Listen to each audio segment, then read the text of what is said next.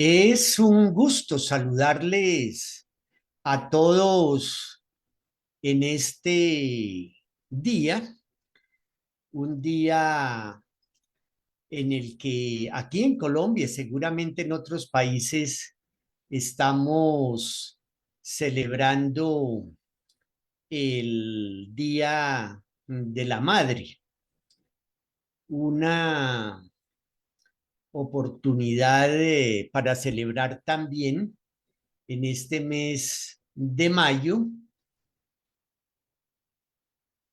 el Día de la Naturaleza, es decir, todo lo que tiene que ver con el signo del toro.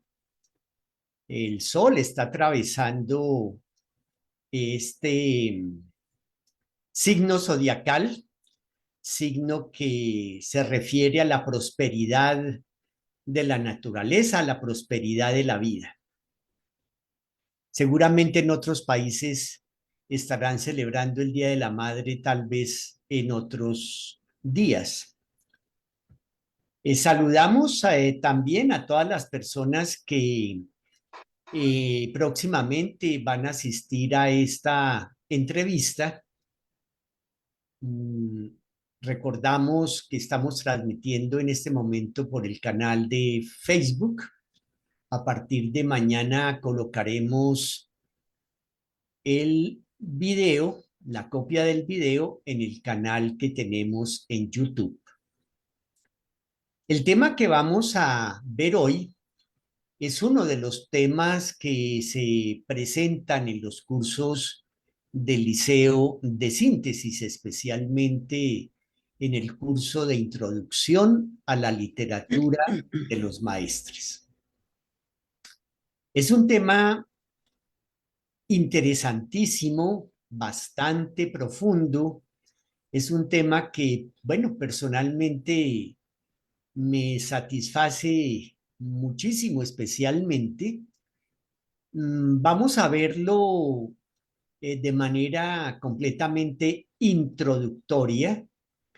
Los maestres, el maestre Renaud de la Ferrière, el fundador original y su discípulo, el doctor David Juan Ferriz Olivares, su ideólogo y primer exégeta, en toda la literatura que escriben, toda la literatura que se ha publicado, dan una serie de indicaciones, dan una serie de enfoques, muestran ampliamente la panorámica de lo que significa el pensamiento como fundamento de la edad de oro para que lo vayamos estudiando. Es de que invitamos a todos a estudiarlo. Pueden ir tomando, si quieren, notas de esta y de la próxima entrevista que haremos en 8 días. Los liceos de síntesis hacen parte del área universitaria, la UNINT, la primera universidad internacional de la historia, creada por el doctor Ferriz en el Perú en 1970. La, la UNINT, el área universitaria, a su vez, es también una extensión de la Fundación Magna Fraternitas Universalis, legalmente inscrita en cerca de 18 países donde estamos activos actualmente, y en muchos de estos países la UNIN y los liceos de síntesis operan desde diferentes ciudades. Así es de que en sus ciudades de origen, donde estén, si nos quieren contactar, les podemos orientar para que a su vez tomen contacto con los miembros directivos de los liceos de síntesis o de la Fundación Magna Fraternitas Universalis en su ciudad respectiva. Los fundadores han tenido especial dedicación de escribir su pensamiento, de escribir su mensaje, en gran parte con el ánimo de contrarrestar la tendencia a las especulaciones, a las tergiversaciones, y también dan una serie de métodos con el fin de aprender a estudiarlos, aprender a profundizar estos mensajes, esta enseñanza que es propia para la tipicidad de esta era del Aquarius, en la cual se espera que surja la edad de oro, lo hemos dicho ya en otras oportunidades, ya que estamos en este momento en el Liceo de Síntesis de Bogotá, desarrollando este tema, el de la edad de oro. Ya llevamos algunos programas, seguramente ya próximamente estaremos cerrando este ciclo. Entonces, ustedes también pueden, ya sea en el canal de Facebook o en el de YouTube, repasar los programas anteriores para que ustedes tengan la oportunidad de tener la mayor perspectiva acerca del tema de lo que hemos ido presentando. Bien, sin más preámbulos, nos complace mucho nuevamente tener como invitada y entrevistadora a la ingeniero de sistemas Rosalba Flechas Corredor, quien es miembro ya de varios años de la Fundación Magna Fraternitas Universalis, es docente del Liceo de Síntesis, está a cargo del curso de introducción a la yoga. Entonces, es un gusto tenerte nuevamente, Rosalba, y te damos la palabra. Muchísimas gracias, Edwin, por su presentación. Y muy buenas tardes para todos los que nos están acompañando el día de hoy. Es un gusto compartir esta información con ustedes. En el nombre del Liceo de Síntesis de Bogotá, damos la bienvenida a los asistentes y al expositor que nos acompaña hoy. Recordemos que este conversatorio quedará grabado aquí en el canal de Facebook y también en el canal de YouTube del Liceo de Síntesis de Bogotá. Como de costumbre, los invitamos a hacer sus preguntas y comentarios a través del chat del Facebook. Nuestro tema del día de hoy es reflexionemos en el fundamento de la edad de oro, o sea, el pensamiento. Este es uno de dos programas que vamos a hablar sobre este tema. La modalidad es en forma de entrevista. Y también queremos recordarle que este es el tema del curso de introducción a la literatura de los maestres. Uno de los fundamentos de la edad de oro es el pensamiento, la claridad transformadora, puesto que ya no está velado. En el hinduismo es representado teológicamente por Shiva, el destructor, transformador, purificador. La tercera persona de la Trinidad, la cual corresponde con el Espíritu Santo, hipotético del cristianismo. Este misterio teológico fue revelado por el maestre doctor de la Ferrier como pensamiento. Al comienzo, el ser humano es inteligente, aunque inconsciente. Al evolucionar, empieza a preguntar, a estudiar, investigar y pensar, y así es como se alcanza la conciencia universal. Podemos asumir el pensamiento como comprensión, como búsqueda de la verdad, como conciencia. Desde este punto de vista evolutivo, el ser humano es la síntesis biológica de la inteligencia universal. Bueno, y para entrar ya en el tema del día de hoy, pues tengo el gusto de presentar a nuestro expositor Edwin Rodríguez Paz. Él es arquitecto, directivo y docente del Liceo de Síntesis de Bogotá, con estudios en cosmobiología, simbología, el arte en la nueva era e investigación en la literatura de los maestres. Vamos a iniciar con la entrevista, Edwin. Nos complace mucho tenerlo. Para comenzar, entonces, tenemos la primera pregunta que dice: ¿cuál es la razón para considerar que el pensamiento es un fundamento de la Edad de Oro? Rosalba, muchísimas gracias.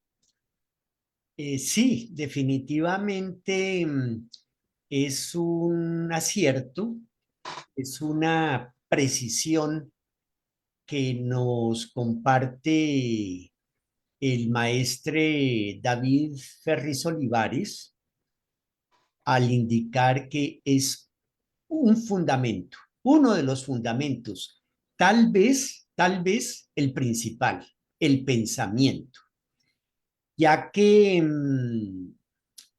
pues como lo vamos a ir viendo, tiene unos alcances, digámoslo, especiales para esta época.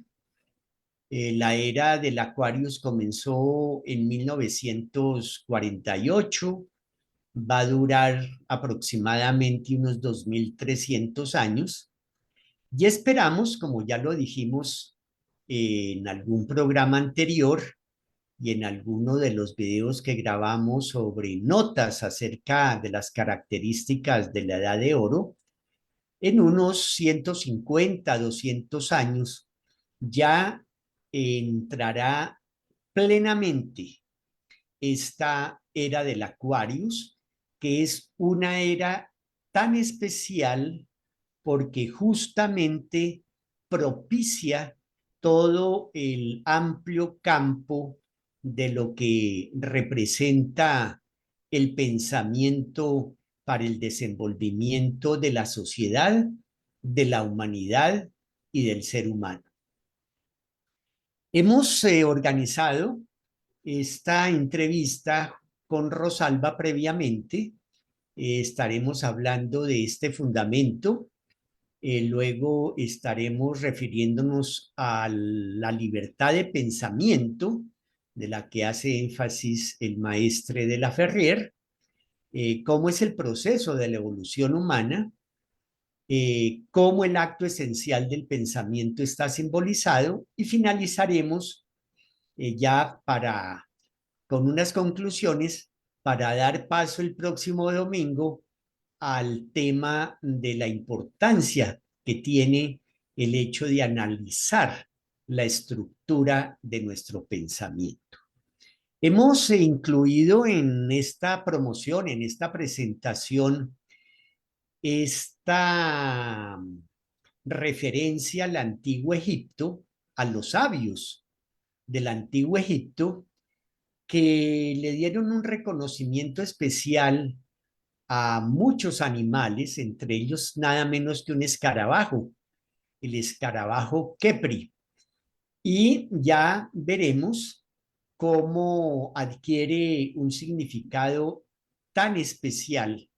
Aquí lo observamos sobre el disco solar, a cada lado una serpiente un tanto humanizada, como en acto de reconocimiento de lo que representa y significa Kepri, que como escarabajo tiene entre sus pinzas una bolita, ya que él trabaja mucho generando unas esferas a través del desierto y además, como lo observamos, va alado.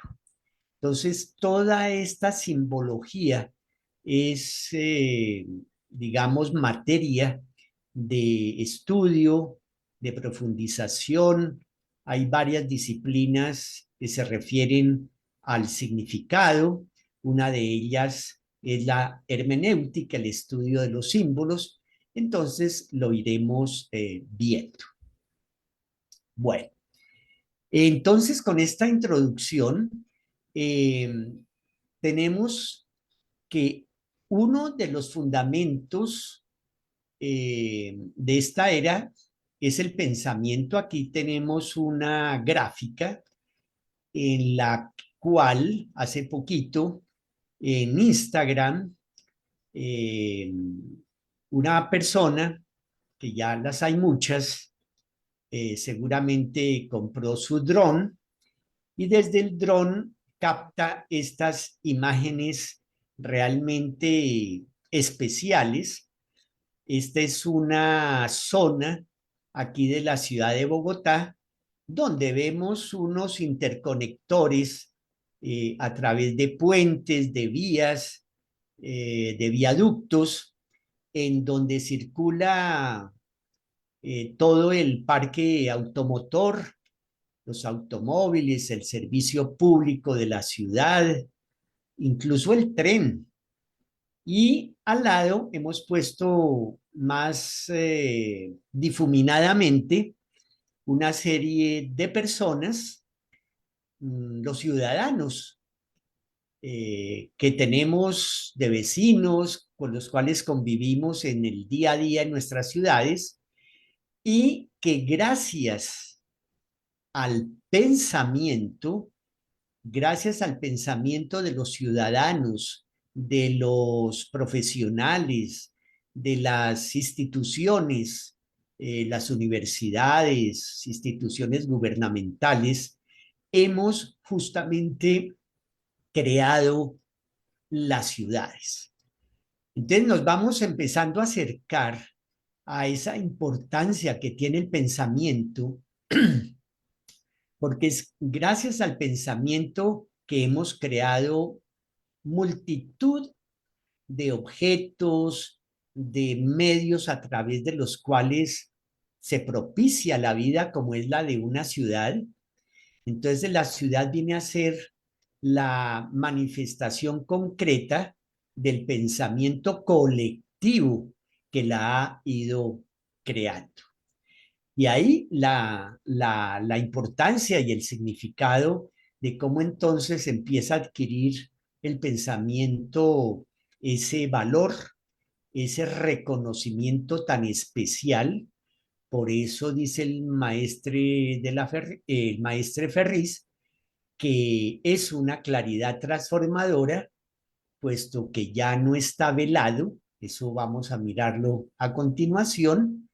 Vemos entonces cómo el pensamiento es creador y transformador. Ya las teologías de la antigüedad, como Shiva, el tercer aspecto de la divinidad en el hinduismo, es el transformador, el evolucionador, también se le llama, y a su vez necesitamos tener muy en cuenta que si bien el pensamiento está presente permanentemente en la historia de la humanidad, hoy en día necesitamos también que el pensamiento sea orientador.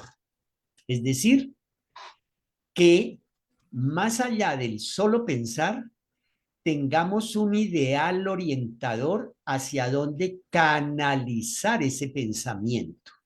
Y para ello tenemos los principios de tolerancia, de verdad y de paz.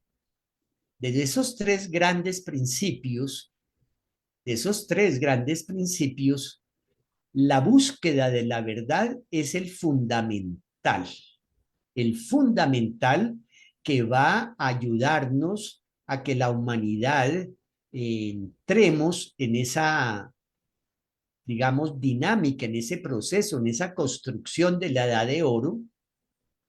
El pensamiento y la verdad están íntimamente ligados, están, digamos que, interconectados.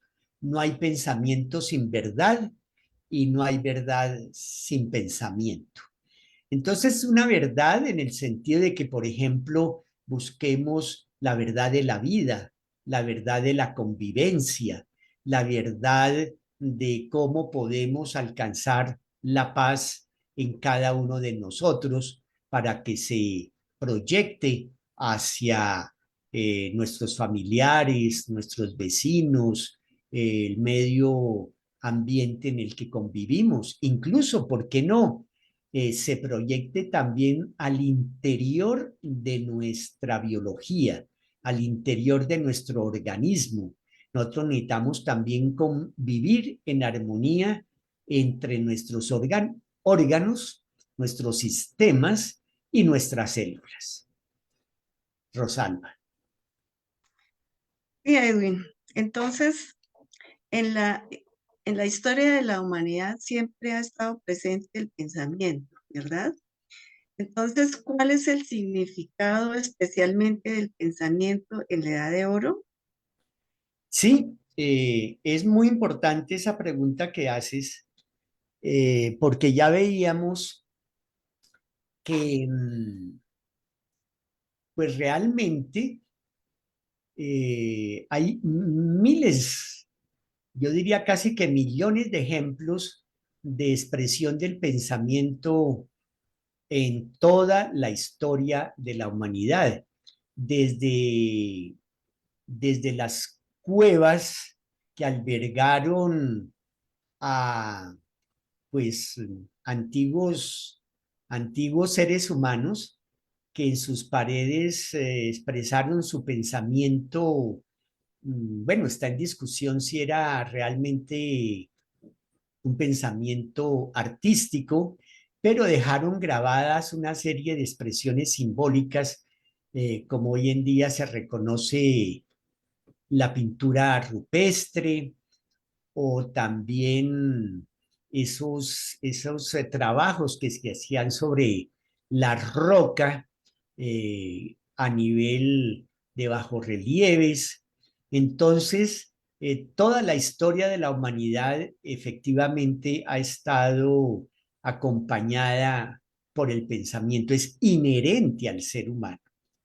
Sin embargo, hoy en día adquiere una importancia capital, como decíamos, va a tener, mejor dicho, va a jugar un papel fundamental al ayudarnos a orientarnos hacia dónde vamos. Incluso nos puede ayudar a descubrir a través de la investigación, del estudio de dónde venimos y, por supuesto, y especialmente hacia dónde vamos. Entonces necesitamos tener unos ideales basados en unos principios, como decíamos, por ejemplo, el de tolerancia, verdad de paz y paz, o el principio vida, ¿sí? Que oriente esa capacidad tan especial que tenemos los seres humanos. Rosalba. Muchas gracias, Edwin. Bueno, tenemos entonces, bueno, el maestre doctor de la Fer, doctor Ferris, perdón, el maestre doctor Ferris dice que el maestre de la Ferrier revela el pensamiento. ¿A qué se refiere esta afirmación? Bueno, es un aporte bien, bien especial que hace su discípulo al haber estudiado con muchísima dedicación justamente su pensamiento. El doctor de la Ferrier le enviaba sus escritos en francés justamente aquí en la época en que el maestre Ferri se encontraba residiendo en Bogotá, de 1956 a 1962 especialmente, y él iba traduciendo del francés al español y editó los primeros libros.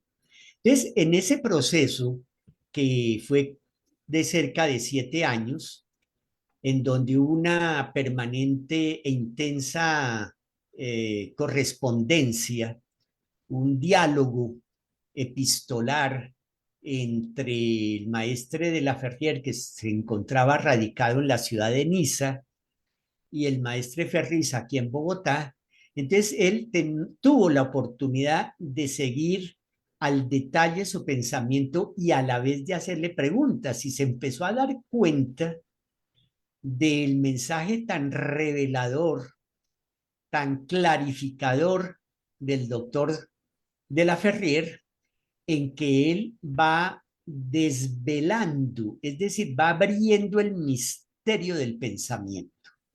Anteriormente, como veíamos, y especialmente en la última era, en la era que acaba de pasar, la era precesional de Piscis, que estuvo representada por el avatar, por el Cristo Jesús, fue una era en que, si nos ponemos a observar, el intelecto fue muy atacado, el pensamiento fue muy atacado, al punto, solo para dar un ejemplo, que el mensaje del avatar de la era de Piscis, el mensaje del maestre Jesús, no fue estudiado, no fue aplicado.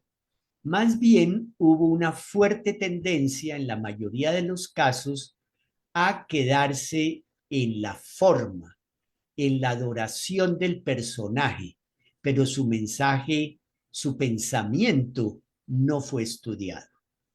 Entonces, con la llegada de esta era, y por eso es una de las razones tan especiales de esta época, ya el intelecto no es perseguido.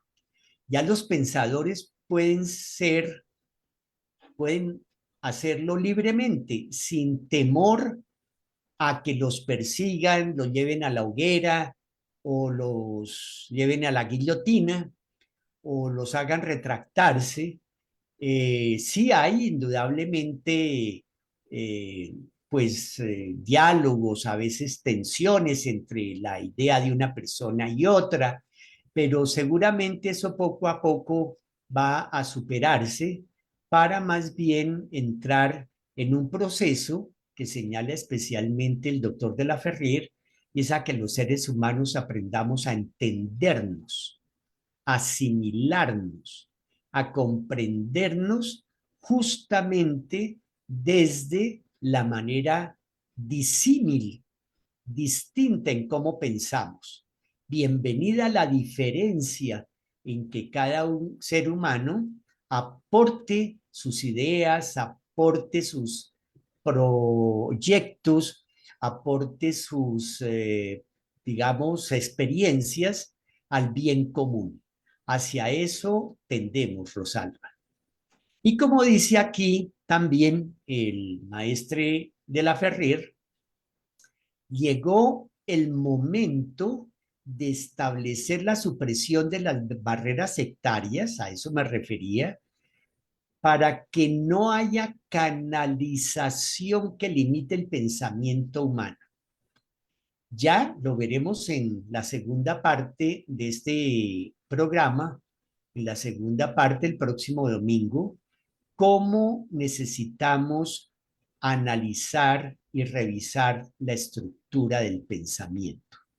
Ya poco a poco se extingue, poco a poco termina la época en que nos decían cómo pensar, en que en las universidades, eh, bueno, incluso por parte de muchos líderes religiosos, se nos decía qué teníamos que pensar. Entonces, de ahí esa importancia en que el maestre de la Ferrier revele el pensamiento. Es algo supremamente importante y que, claro, indudablemente invitamos a estudiar, invitamos a investigar para que cada uno libremente podamos ir, digamos, dándonos cuenta a través del estudio, de la investigación, de lo que esto realmente significa. Y a mí me llamó mucho la atención, para terminar esta pregunta, respondiendo esta pregunta, que el doctor de la Ferrier diga libre, el ser humano libre, Es decir, que el ser humano, cuando es libre de pensar, él solito debe comprender el problema. No es que le digan cómo debe entender el problema, cómo debe entender el asunto, cómo debe entender sus inquietudes, sino que él mismo, por su propio esfuerzo, logre llegar a entender lo que es un asunto vital en ese momento para él.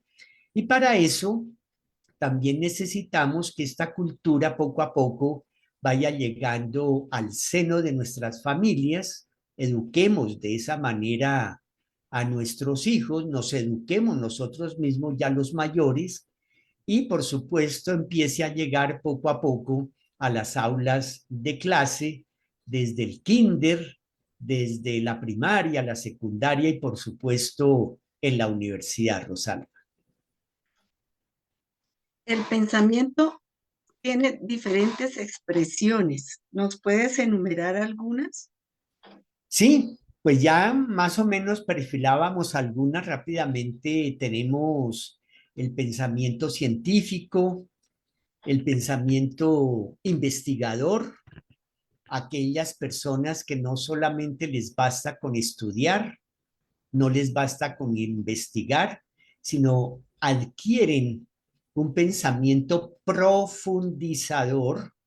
Está el pensamiento artístico, el filosófico, el didáctico. En este momento nos sentimos pues muy responsables de estar transmitiéndoles a ustedes estos temas. Son temas muy delicados, temas de gran profundidad, como lo estamos empezando a ver, temas que requieren de mucho trabajo. Prácticamente un tema como estos amerita todo un curso, tal vez de 2, 3 años. Entonces, hay que ir observando también que la humanidad ha estado acompañada por un pensamiento mágico, un pensamiento místico, un pensamiento sin duda humanista, como también reconocemos especialmente en una tradición viviente aquí en las antiguas culturas de América y que incluso todavía hoy en día nos queda gran parte de esa herencia en nuestros pueblos, en nuestras poblaciones. Es muy interesante observar cómo en América todavía prospera, se cultiva y sigue el pensamiento humanista. Entonces, tienen muchas proyecciones y también invitamos a que poco a poco cada ser humano adquiramos un pensamiento tanto científico como filosófico, artístico como didáctico, ya que son estas 4 ramas los pilares hoy en día del saber, como lo propone el Liceo de Síntesis, Rosario. Edwin, el ser humano es inteligente. ¿Es lo mismo que pensar? Bueno, es un tema que necesitamos definitivamente aclarar. Gracias, Rosalba, por la pregunta. Aquí muy brevemente y de manera muy esquemática, también es un tema que amerita mayor amplitud. Tenemos aquí a la izquierda de ustedes una gráfica que nos muestra de manera muy esquemática el proceso involutivo y evolutivo en el que estamos todos. Inicialmente, en la parte izquierda tenemos esta flecha que muestra un descenso del principio vida inteligente, que poco a poco se va densificando hasta llegar a su máximo nivel de, de condensación, lo podemos decir de esa manera, cuando llega al punto de convertirse en mineral. A partir del mineral, a partir del átomo, a partir de la piedrita, a partir de todo lo que es el mundo material, comienza entonces poco a poco el proceso evolutivo. Esta evolución, que está representada esquemáticamente aquí a nuestra izquierda, es inteligente pero inconsciente. Eso es clave, eso nos lo revela el doctor de la Ferrier. Es una de las grandes revelaciones entre muchas que hace el doctor de la Ferrier. Revela ese misterio, revela ese misterio de cómo la divinidad se manifiesta a través de su vibración primordial, poco a poco se va densificando y en ese proceso es inteligente aunque inconsciente. Nosotros podemos observar cómo es de inteligente, por ejemplo, una piedra preciosa al haberse constituido químicamente, físicamente, como esmeralda, como rubí, como diamante. Y eso hoy en día se estudia muchísimo.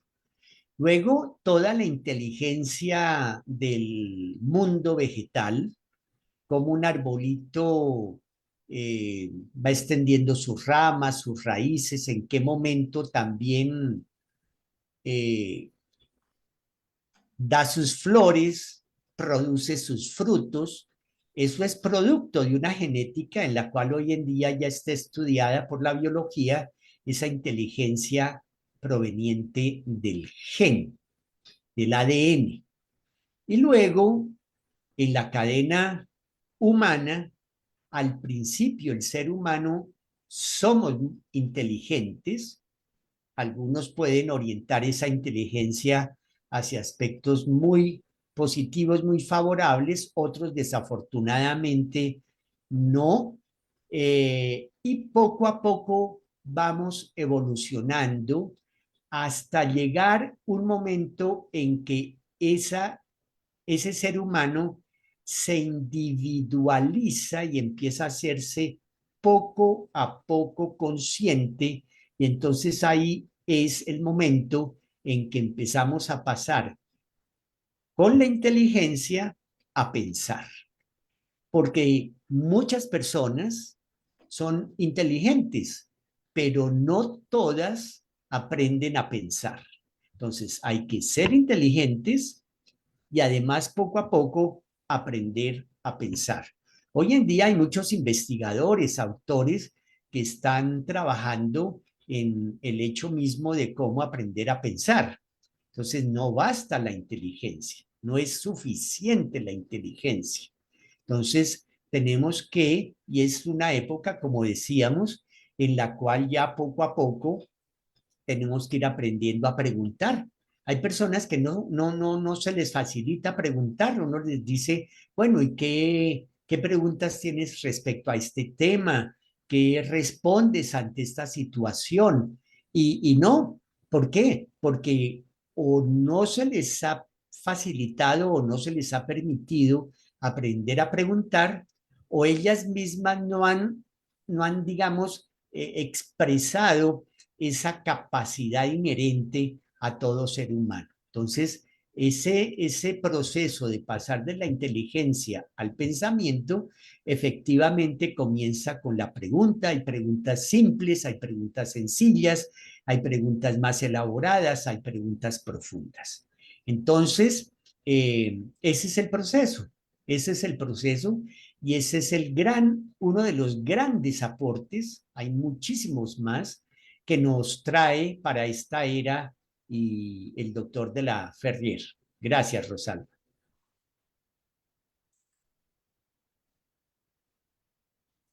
Bien, parece que Rosalba tiene algún inconveniente en la conexión. Vamos a esperar que continúe. Entonces, aquí tenemos una foto a la izquierda del doctor Reino de la Ferrier. Es la época en que él retorna de su etapa de misión pública a la ciudad de Niza, en la costa azul francesa, Y él mismo dice que en esta etapa se dedica al pensamiento, se dedica a escribir.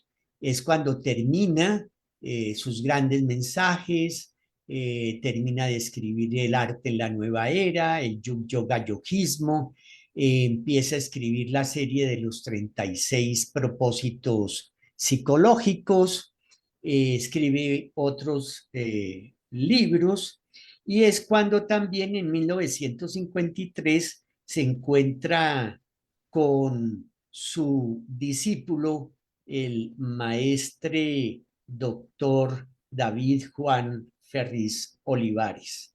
Fue en 1953 cuando se encuentran, justo en ese mismo año en que el doctor de la Ferrier llega a su etapa de Niza, llega a la etapa de su pensamiento, a la etapa que él llama de su retiro, retiro de su misión pública para poderse dedicar al pensamiento.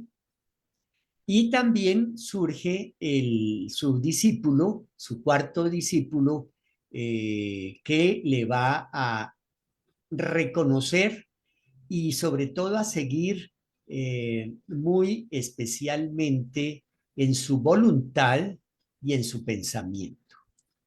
Entonces,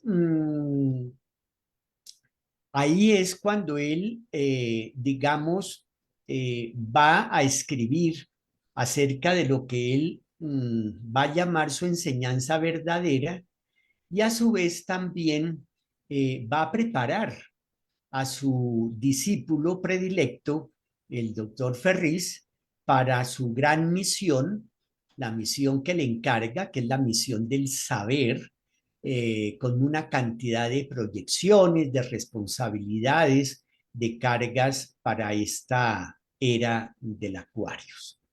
Y también, conjuntamente, entre ambos, van a pensar muy especialmente en que esta enseñanza no es suficiente que quede escrita, sino que además tenga una serie de estructuras organizacionales, que son las fundaciones que van a surgir de este pensamiento del doctor de la Ferrier, conducentes a preparar a la humanidad para que pueda no solamente estudiar, investigar y profundizar en esta enseñanza, sino además vivirla, vivenciarla. Entonces está la Fundación Magna Fraternitas Universalis, está la Fundación Escuelas Libres de Investigación Científica para Niños, está la Fundación FIS, Federación Internacional de Sociedades Científicas, Inveciencias, que es un instituto de investigaciones científicas y aplicaciones tecnológicas, en fin, con el ánimo de que su pensamiento no solamente se preserve en su pureza original, sino que también poco a poco vaya contribuyendo a la humanidad, a la sociedad, a todas las individualidades. Vamos ahora a pasar a esta segunda parte de la presentación de hoy, a esta entrevista. Ya Rosalba justamente mmm, pudo volver a entrar. Nuevamente, Rosalba, Gracias, bienvenida. Edwin. ¿Tuviste algún Pues es que inconveniente de conexión? no, para darle más protagonismo al expositor, pues estás Allá. interviniendo, pues apago la pantalla. Muy bien, Edwin, continuemos. Em, en la promoción que hizo el Liceo de Síntesis, ¿nos puedes explicar la referencia a los antiguos ejemplos, Egipcios. perdón, a los antiguos egipcios sobre Kepri? Sí, claro, muy bien, Rosalba. Bueno, ese es un tema realmente, bueno, fascinante, interesantísimo, me cautiva muchísimo, bueno, no sé a quiénes más también les cautive. Realmente hoy en día el pensamiento mitológico mm, se ha convertido en un estudio permanente. Constantemente encuentro en los canales de YouTube cantidad de personas profesionales que están dedicadas al estudio del pensamiento mitológico. México, por ejemplo, con todo el aporte de los mayas, Perú y Bolivia con todo el aporte de las culturas pre-incaicas, de la cultura incaica, ni hablar de Egipto y bueno, de muchas otras tradiciones de sabiduría. Este es un tema que se viene estudiando ya muchos años, unos 2 o 3 siglos tal vez, desde que los ingleses y los europeos descubrieron Egipto, empezaron a desenterrar las tumbas, siguen en eso los arqueólogos, fascinados también por toda la riqueza de pensamiento simbólico en los mitos que nos acompañan desde aquellas épocas de los faraones y algo muy en especial a lo que nos queremos referir, porque obviamente, pues ustedes entienden, el tema es supremamente amplio. Aquí en la tumba de Nefertari, en el Valle de las Reinas, en Luxor, está Kepri como una de las divinidades egipcias. Aquí está sentado con su cabeza de escarabajo y entonces, bueno, el doctor de la Ferrier en el primer tomo de los propósitos psicológicos hace una especial referencia a este pensamiento mitológico, a Kepri en especial, particularmente. Aquí hay algo que tenemos que ir como adentrándonos poco a poco, ya que él dice en este propósito psicológico que el acto esencial del pensamiento está simbolizado. Y es evidente cuando nuestra cultura es fundamentalmente simbólica. Vivimos en una cultura simbólica, tema que se está también estudiando bastante hoy en día por parte de muchas personas, investigadores, académicos. Hay un sinnúmero de publicaciones al respecto, la importancia del símbolo desde hace más o menos 2 siglos, desde finales del siglo XIX, el siglo XX, bueno, se incrementó el estudio del pensamiento simbólico, empezando por, bueno, no sé si empezando o terminando, pero uno de sus grandes autores y estudiosos fue el psicólogo y psiquiatra suizo Carl Gustav Jung, que abre para la humanidad este campo tan importante, ataca la miseria espiritual de la humanidad cuando él, digamos, corre esos velos del mito, corre el velo del símbolo, nos advierte de toda esa riqueza simbólica de nuestro inconsciente cuando soñamos, cuando nos comunicamos, en fin, es un tema interesantísimo. Entonces, el acto esencial del pensamiento está simbolizado. Es algo que pues tenemos que ir observando con bastante cuidado, con bastante detenimiento y por supuesto reflexionar. Son parte de uno de los métodos que trae el Liceo de Síntesis, observación con reflexión. La sola observación no es suficiente si no se reflexiona. Entonces, la observación va a nutrir nuestra reflexión para que podamos penetrar en lo que representan los significados al expresar las cosas, que para muchos es enigmático. Es todo un enigma, cómo así que una divinidad se represente por un insecto, un escarabajo, que como ustedes podrán observar en varios videos que hay en YouTube, el animalito arma una esfera con su estiércol y la va rodando, rodando hasta donde tiene su guarida y ahí va a depositar el huevo que le va a permitir que no se extinga todo lo que es el escarabajo pelotero. Por eso se le llama el escarabajo pelotero. También lo encontramos aquí en América, en otra, digamos, en otra forma diferente a lo que es el escarabajo pelotero en el desierto egipcio, en el norte de África. Pero aquí en América también ya hace un rato se ha descubierto que tenemos un escarabajo pelotero.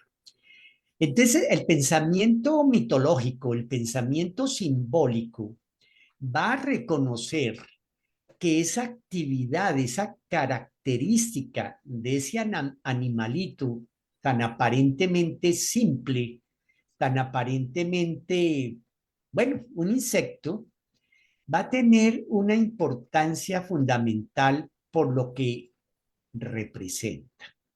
Y entonces va a representar, y es un estudio al cual se refiere el doctor de la Ferrer, de estos dos grandes autores, Ernst Wallis Budge, egiptólogo, orientalista y filólogo inglés, quien trabajó para el Museo Británico. Él escribe este libro que tenemos a la izquierda, 4, 5 y 6 estancias egipcias y la estancia o el alcoba, el cuarto de los coptos, en donde va a hacer una referencia muy importante a ese enigma. Va como a ayudar a aclarar ese enigma de cómo los egipcios representaron a una divinidad en un escarabajo. Y aquí a la derecha tenemos el libro de Alexandre Moré, profesor de egiptología en el College de France, Los Misterios Egipcios, donde también hace una especial reflexión acerca de este animalito.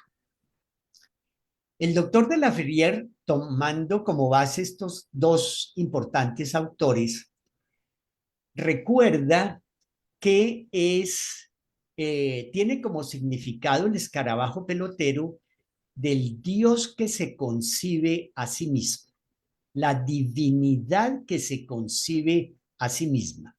Esto no lo van a decir solamente los sabios egipcios antiguos, esto también lo van a transmitir antiguas tradiciones de sabiduría. Entonces, no es exclusivo, no es un descubrimiento exclusivo de los egipcios. Eso lo va a decir el budismo, lo va a decir también corrientes de sabiduría como los sufíes, lo va a decir también corrientes de sabiduría que de las antiguas culturas de América, en fin, en todo el planeta.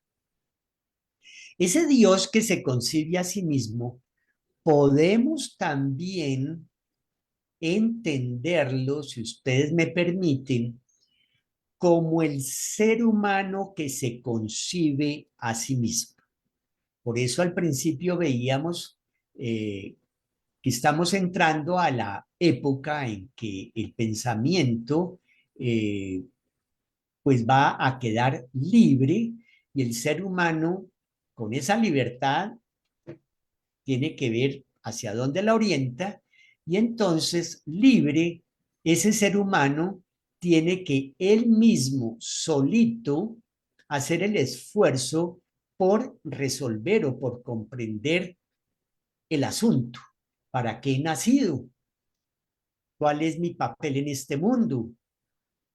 ¿Qué significa el ser un ser humano? ¿Qué proyecciones tengo? Si he nacido para ayudar a los demás y así sucesivamente. Entonces, el ser humano también necesita aprender a concebirse a sí mismo, es decir, a poder expresar de manera libre y espontánea todo el potencial con el cual ha nacido. Es un estudio de la ontología, esa rama tan importante de la filosofía, la ontología, que nos habla de cómo en nuestro ser hay un sinnúmero de potenciales que algunas veces no alcanzamos a desarrollar en una sola encarnación. Entonces, ese es en parte también el origen de los colegios iniciáticos, es en parte el origen de las escuelas iniciáticas. Con la llegada de esta era, el doctor Reino de la Ferrier con su discípulo abrieron la iniciación. La iniciación estuvo cerrada durante la era de Piscis, una era considerada negativa en su polaridad. Se cierran los colegios y las escuelas iniciáticas. En las eras positivas como la presente vuelven a abrir sus puertas, así como en la era de Aries, la era anterior a la de Piscis, que fue positiva, estuvieron abiertas las escuelas y los colegios de sabiduría, los colegios y escuelas iniciáticas, como en Grecia, por ejemplo, la escuela pitagórica, que era una escuela iniciática, la escuela de Sócrates era una escuela iniciática. Entonces, no es extraño, no es raro. La humanidad ya ha pasado por etapas en donde en las eras positivas se abre la iniciación. Y la iniciación nos va a enseñar, y eso es para quien quiera entrar a las escuelas iniciáticas, es libre, es una opción completamente libre para ser coherentes y consecuentes con la enseñanza de los fundadores. Puede entrar a prepararse a una escuela iniciática como la que funciona aquí como eh, emanación del pensamiento del doctor de la Ferrier y de su discípulo. Nosotros tenemos la Fundación Orden del Aquarius para aprender a concebirnos a nosotros mismos. Esa misma idea tan importante la tuvieron los antiguos mayas en Teotihuacán. Teotihuacán, ustedes recuerdan que significa la ciudad donde los hombres se convierten en dioses, es decir, donde se conciben a sí mismos, donde se autorrealizan.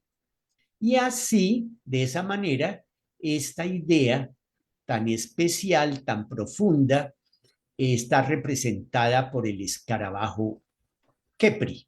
Y además, adicionalmente, para los sabios egipcios, simboliza la unión, la integración de tierra y pensamiento, algo que le sorprende a uno, se asombra a uno con semejante expresión. ¿Cómo así? Tierra y pensamiento son dos aspectos de la misma realidad. Eso lo encontramos luego en el budismo. El budismo va a decir exactamente lo mismo. Mente y materia son aspectos de la misma realidad. ¡Wow! Entonces, tenemos ahí un tema epistemológico. La epistemología es una de las disciplinas que hoy en día se encarga especialmente de estudiar el proceso del pensamiento, la estructura del pensamiento. Ya de eso vamos a hablar en 8 días.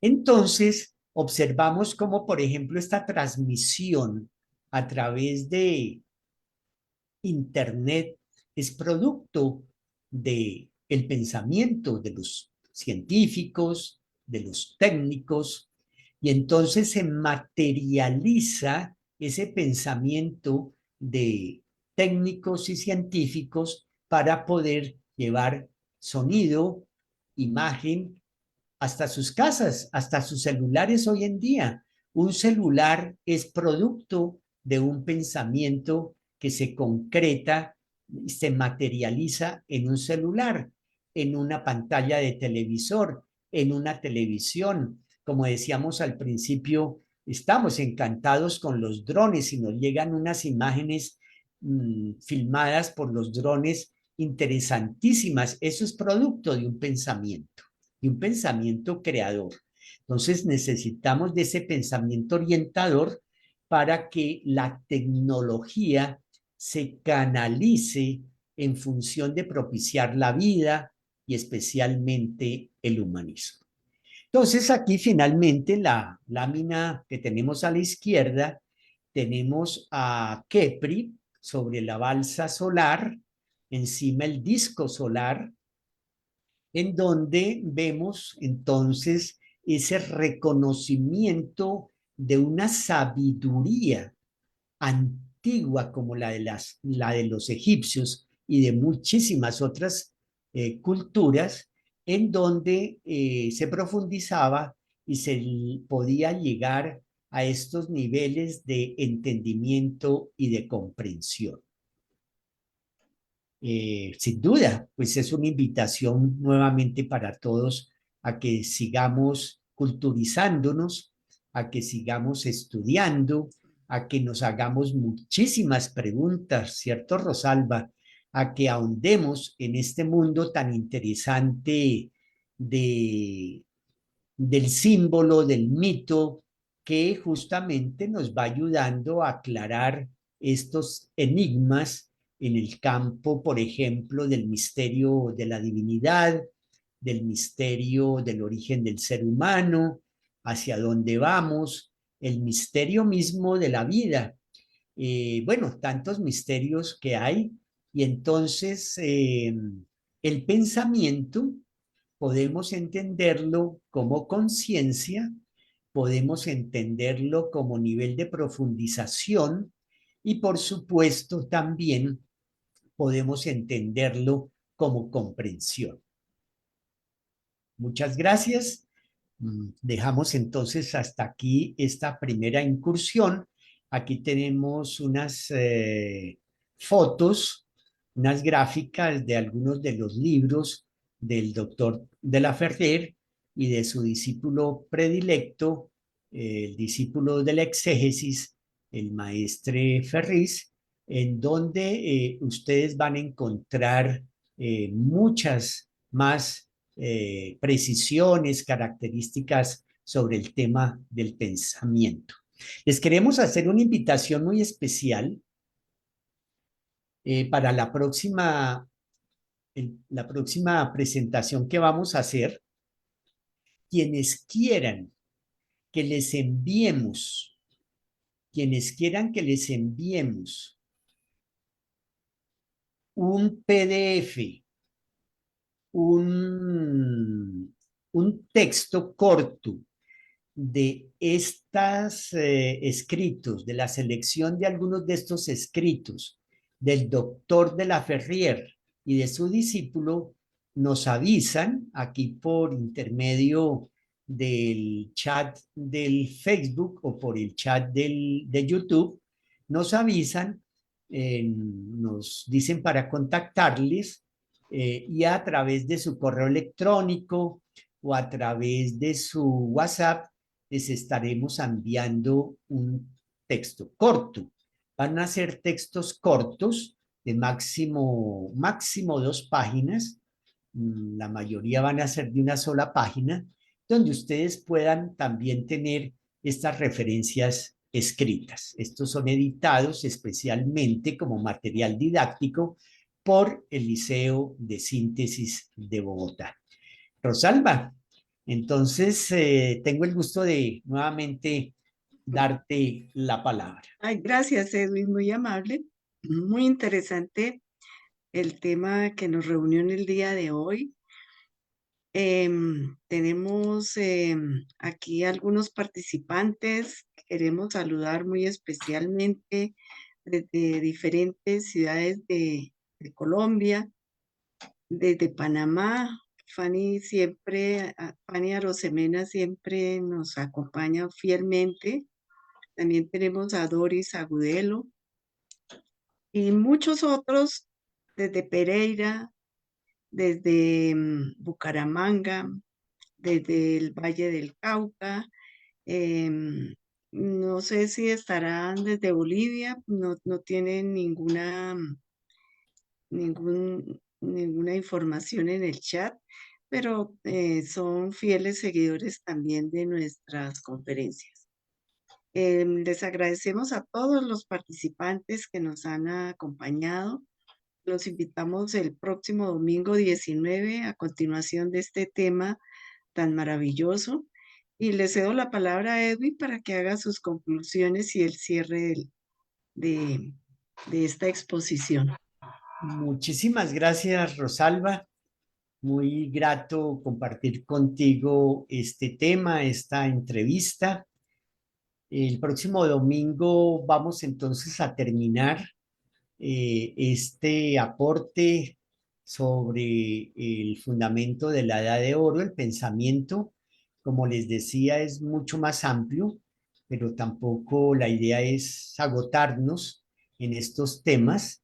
Ya se podrán profundizar en la medida en que ustedes vayan asistiendo a las diferentes actividades culturales que tienen las fundaciones, especialmente la Fundación Magna Fraternitas Universalis.